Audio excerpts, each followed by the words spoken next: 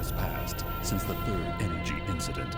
Dr. Kirk's research on Third Energy has been taken over by a government agency, and massive research has begun at a base somewhere in the Midwest. However, in their pursuit of immediate results, they have failed to take the necessary precautions, and once again, an accident has occurred. This time, the entire research base, military institution, and a small town close by have disappeared. In their place, there now lies a jungle from another time.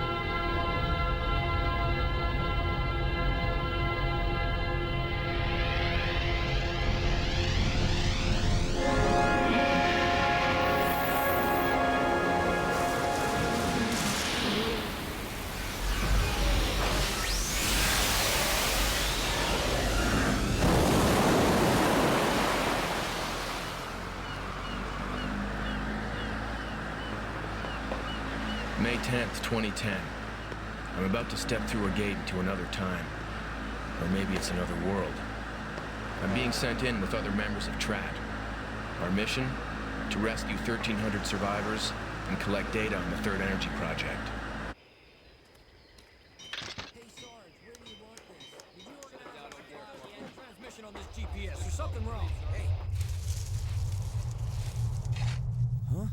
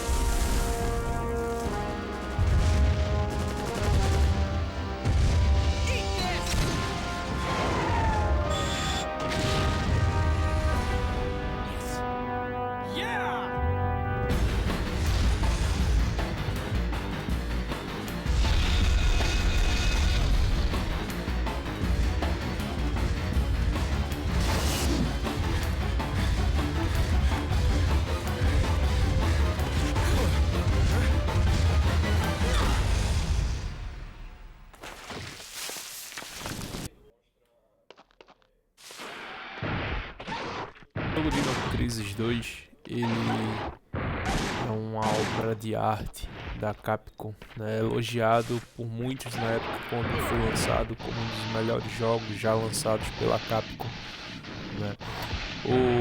O jogo ele foi lançado para PlayStation 1 nos anos 2000, a desenvolvedora foi a Capcom, e ele tentou trazer uma espécie de gênero novo, né? Enquanto o seu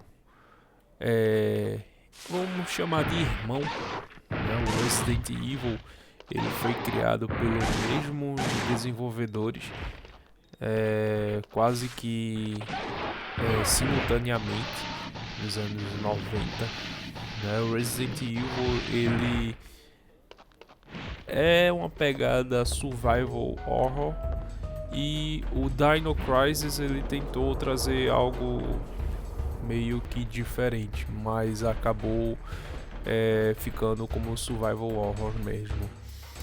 Foi produzido por Hiroyuki Kobayashi e o diretor Shu Takumi.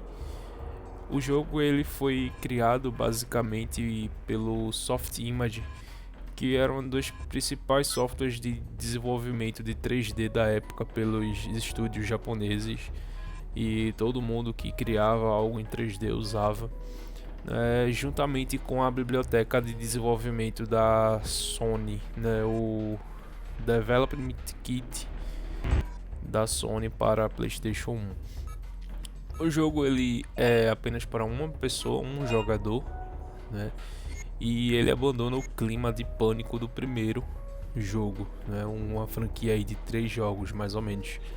Ele investe totalmente na ação, com cenários abertos, à luz do dia e focando o combate em pontuações que rendiam alguns pontos de experiência, né? E esses pontos eles serviam para pequenos upgrades nas armas.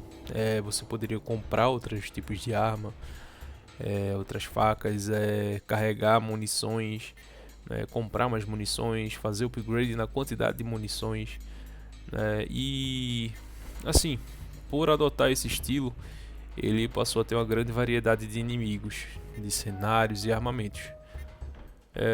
Isso muito contrário ao primeiro jogo, né? E ele também ganhou pontos de save, né? Você abre lá e o mesmo computadorzinho que você consegue salvar o jogo, você também consegue comprar upgrades para as armas, né? Então, pelo jogo e pelo hardware da época possuir limitações, o jogo possui algumas formas de balanceamento e carregamento. Por exemplo, os ataques dos dinossauros eles são feitos de uma vez, um por vez. No máximo 4 dinossauros são carregados dentro da tela, e dependendo do cenário eles eram carregados apenas 3 ou 2. Enfim, tudo isso para manter um frame rate bem acertado e padrão. O jogo ele usa gráficos com fundos pré-renderizados. E o que isso permite? Para a época, isso permitia que o hardware focasse apenas na renderização dos personagens e em tudo que se movia pelo cenário, tá? Dinossauros, personagens, ator, enfim. Para distanciar um pouquinho mais do Resident Evil, o marketing da Capcom na época falou que focava-se na tentativa de criação de um novo subgênero para o jogo, né? A equipe, como eu já falei, era praticamente a mesma, e eles tentavam ao máximo separar esse Dino Crisis com o Resident Evil. A equipe, pelos pós-créditos, conseguiu contar 154 pessoas aproximadamente, incluindo produtor e diretor. A venda do primeiro jogo, o Dino Crisis 1, ele foi um sucesso comercial absoluto.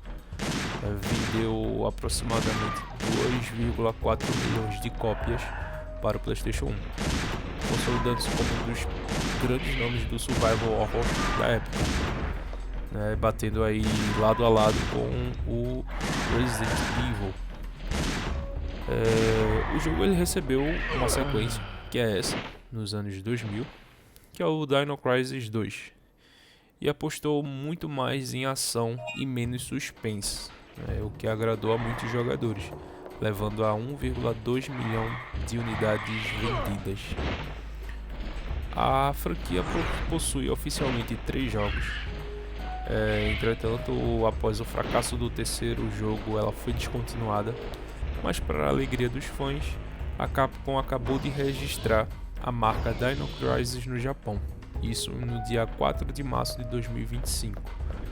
Isso traz uma pequena alegria para fãs da sequência, da franquia, porque após alguns registros parecidos pela Capcom, ela realizou um remake, então há grandes esperanças que o Dino Crisis receba um remake ou algum tipo de continuação, e como um easter egg, um usuário, através do data mining, ele acabou fazendo a mineração de dados aí do jogo do Play 1, ele se chama, o apelido dele, do usuário é RSolidSnake11.